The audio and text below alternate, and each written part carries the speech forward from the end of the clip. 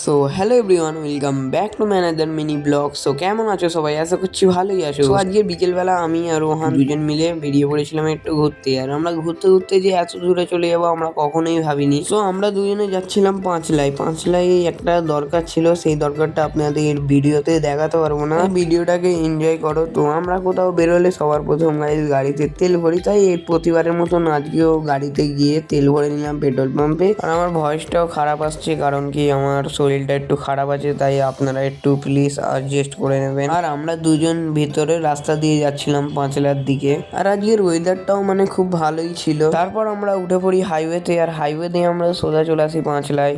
আর পাঁচলাই এসে যে রাস্তাটা মানে বাউরিয়া স্টেশনের দিকে যাচ্ছিল, আমরা সেই রাস্তাটাই ঢুকে পড়ি, কারণ কি ওখানেই আমাদের দরকারটা ছিল। তারপর আমাদের যে দরকারটা ছিল সেই দরকারটা মিটিয়ে আমরা বেরিয়ে পড়ি বাড়ির উদ্দেশ্যে যাওয়া বলে।